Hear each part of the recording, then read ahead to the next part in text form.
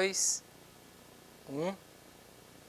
A paz do nosso Senhor Jesus Cristo a todos, amados irmãos. Estudos da Escola Bíblica Dominical, primeiro trimestre de 2022, classe de adolescentes, lição de número 11, as palavras de Jesus acerca do fim dos tempos. Texto áureo. Aprendei, pois, a parábola da figueira. Quando já o seu ramo se torna tenro e brotam folhas, bem sabeis que já está próximo o verão. Assim também vós, quando virdes sucederem estas coisas, sabei que já está perto as portas. Marcos capítulo 13, versículo 28 e 29.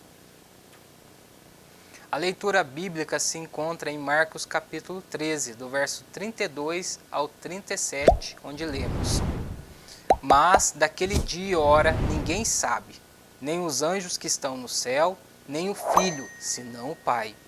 Olhai, vigiai e orai, porque não sabeis quando chegará o tempo. É como se um homem partindo para fora da terra deixasse a sua casa, e desse autoridade aos seus servos, e a cada um a sua obra, e mandasse ao porteiro que vigiasse. Vigiai, pois, porque não sabeis quando virá o Senhor da casa, se à tarde, se à meia-noite, se ao cantar do galo, se pela manhã, para que, vindo de improviso, não vos ache dormindo. E as coisas que vos digo, digo-as a todos. Vigiai. O objetivo dessa lição é aprender, através das palavras de Jesus, acerca do fim dos tempos, a fim de considerar no coração as demandas deste mundo, discernir pelo Espírito Santo as verdades da Sagrada Escritura e se agarrar às promessas benditas de um Deus Santo. A lição está dividida numa introdução. Primeiro tópico, o princípio das dores. Temos esse estudo em Mateus 24, do verso 1 a 14, e Marcos, capítulo 13, do verso 1 ao 13. Segundo tópico, as ameaças à fé, falsos profetas e apostasia. Mateus, capítulo 24, do verso 15 ao 35, Marcos, capítulo 13, do versículo 14 ao 31. Terceiro tópico, preparados para a vinda do Rei. Mateus capítulo 24, do verso 36 ao 51, Mateus 25, do verso 31 ao 46, Marcos capítulo 13, do versículo 32 ao 37. Uma conclusão. Introdução. Estudaremos nessa lição as palavras de Jesus acerca do fim dos tempos. O Mestre trouxe aos seus discípulos um vislumbre dos acontecimentos futuros, narrando uma série de sinais e circunstâncias que demandariam todo o cuidado e vigilância daqueles que detêm o conhecimento da palavra de Deus, como julgamento final, destruição dos ímpios e a bem-aventurança dos escolhidos de Deus. Ou seja, aqueles que detêm o conhecimento, aqueles que têm a palavra de Deus, o conselho de Deus, a orientação bíblica, através dos ensinos de Jesus, é o quê? É vigiar, é prestar atenção nas coisas que estão acontecendo e saber que o fim já está próximo. Como se diz, está às portas. Então é necessário viver uma vida como que de um peregrino ou de um forasteiro, sabendo que não mora, ou de certa forma a sua morada não é aqui, mas é no céu. Primeiro tópico, o princípio das dores. A Bíblia relata as instruções de Jesus a respeito da doutrina conhecida como escatológica, ou seja, prenúncios do que ocorreria no futuro, os quais para nós contemplam eventos passados, presentes e que ainda irão acontecer. Os vislumbres dos discípulos para com o templo e sua magnitude foi o gatilho que o Senhor Jesus usou para despertar em seus ouvintes o interesse pelo que haveria de proceder. Quando destaca a fragilidade e a incerteza das coisas que existem debaixo deste céu, até mesmo as mais suntuosas, oferecendo aos seus seguidores o privilégio de se prepararem para a vida que seguiria com todos os seus desafios. Mateus 24, verso 2 está escrito: Jesus, porém, lhes disse: não vedes tudo isso? Em verdade vos digo que não ficará aqui pedra sobre pedra que não seja derribada. Ou seja, esse início de conversa, quando Jesus começa a declarar para eles, a expor essas realidades que viriam a acontecer, eles estão diante daquele templo suntuoso, né, magnífico, aquelas pedras. Eles olham para aquilo ali como se aquilo nunca mais fosse acabar. E assim é todo homem natural. Eles olham para essa terra, olham para esses prédios, olham para as montanhas e falam: isso daqui nunca vai acabar. E Jesus vem o quê? Despertá-los para uma realidade, né? Uma realidade vindoura, que tudo isso aqui passa, que era importante que estivessem atentos para os sinais, para os eventos que aconteceriam, sabendo em seus corações que a vinda do Senhor Jesus é certa, que tudo isso daqui vai perecer. No Monte das Oliveiras, os discípulos fizeram 3 perguntas formidáveis, que apresentaram interesse para com aquilo que realmente importa nessa vida. Quando serão essas coisas? Mateus 24, verso 3. O mestre de pronto lhes respondeu em uma sequência didática e precisa, a fim de prepará-los para a missão que teriam no cristianismo. Primeiramente destacando: muitos virão em meu nome. O princípio se baseia em reconhecer quem realmente é o Senhor da glória. E se o discípulo perder esse primeiro ponto, todo o restante se pulverizará. O entendimento se desfalecerá. Não discernirá bem os eventos que lhe cercam e as circunstâncias da vida. Terá os olhos enegrecidos e a mente envolta em uma fumaça que lhe afetará os sentidos, e não reconhecerá os propósitos do seu Criador. Podemos ler lá em Mateus, capítulo 24, verso 4 e 5. Jesus respondendo disse-lhes: acautelai-vos que ninguém vos engane, porque muitos virão em meu nome dizendo: eu sou o Cristo. E enganarão a muitos. Ou seja, o ponto central é conhecer quem é Jesus. É conhecer quem é o Senhor. É conhecer a verdade. É ter a palavra da verdade no coração. Esse é o pontapé inicial, isso é o básico, é o centro. Se eu não tenho essa realidade na minha vida, se eu não sei quem é Jesus, se eu não sei quem é o meu Senhor, tudo fica como que sem entendimento, como alguém às palpadelas, em trevas, não discernindo bem as coisas e muito menos tendo os olhos atentos para o que realmente está acontecendo nessa vida.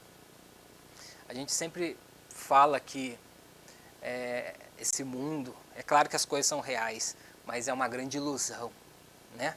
É uma grande ilusão. E as pessoas vivem iludidas, né? Essa fábrica de ilusões que é esse mundo, né? Essa fábrica de mentiras, de enganos.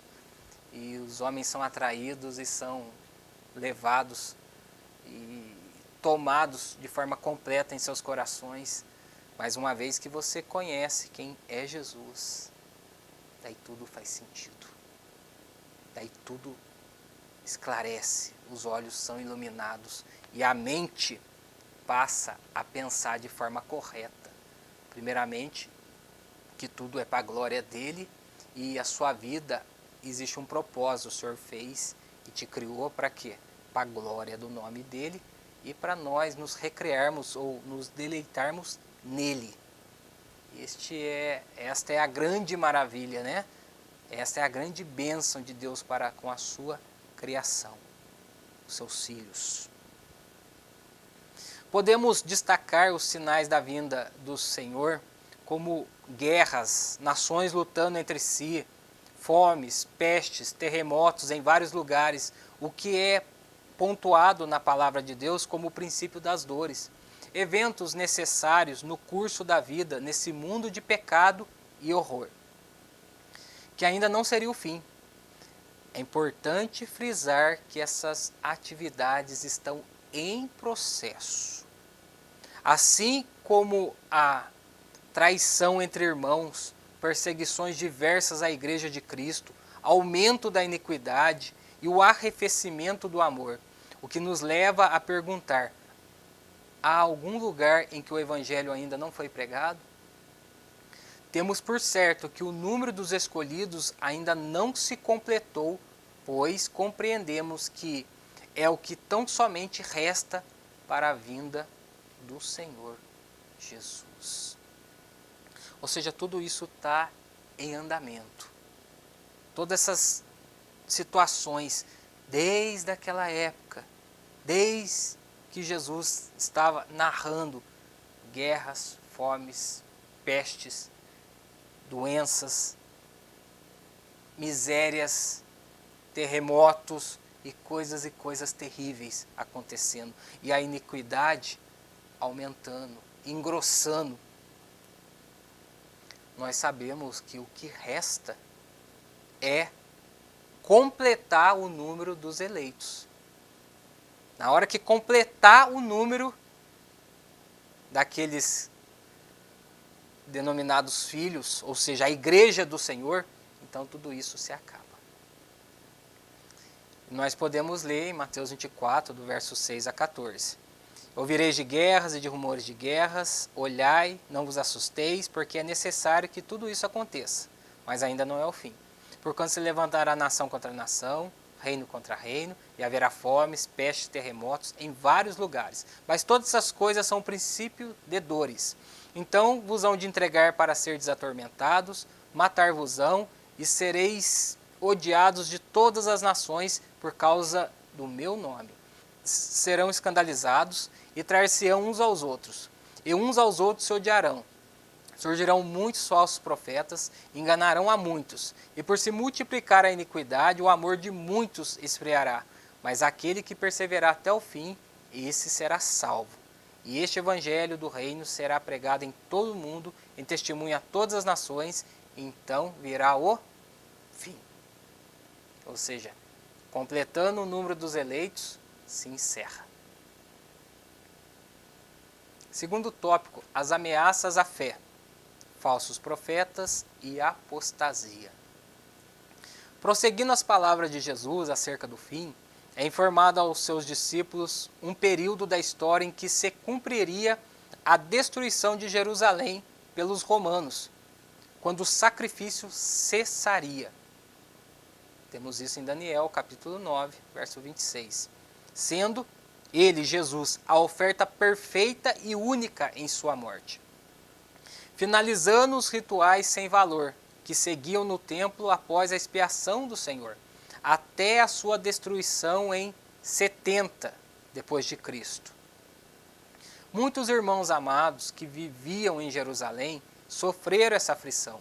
Contudo, tendo a fé fortalecida pelo próprio Deus, seus eleitos foram sustentados por sua graça em meio a grandes tribulações, nesse episódio de horror e juízo de Deus sobre a nação. A história mostra, evidencia que no ano 70, o Império Romano entra em Jerusalém e destrói e mata ao fio da espada, e é uma coisa horrível, que aconteceu. O Senhor poupou aquele que havia de poupar, guardou seu coração, mas houve muitas mortes, muita destruição. E o templo foi derribado, ou seja, onde havia adoração, onde ainda eles estavam sacrificando, agora já não se faz mais, porque Jesus fez o sacrifício perfeito, o único perfeito sacrifício, aquele que agradara ao Pai, aquele que o Pai recebeu e disse: estou satisfeito. Este sacrifício me satisfaz, que é do Filho de Deus, o nosso Senhor e Salvador.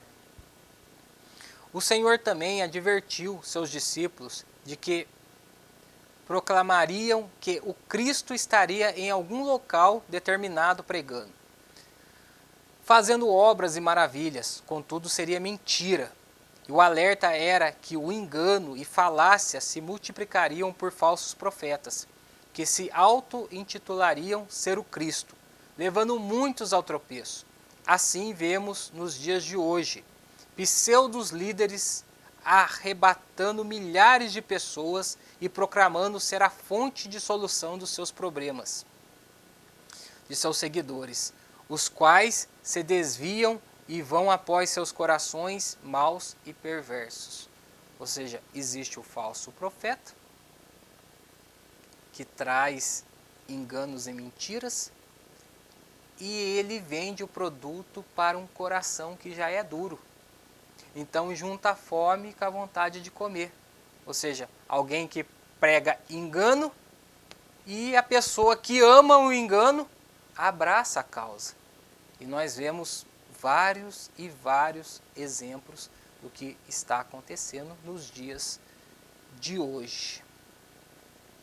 Em Mateus 24, do verso 23 e 26, podemos ler: Então, se alguém vos disser, eis que o Cristo está aqui ou ali, não lhes deis crédito, porque surgirão falsos cristos e falsos profetas, e farão tão grandes sinais e prodígios que, se possível fora, enganariam até os escolhidos.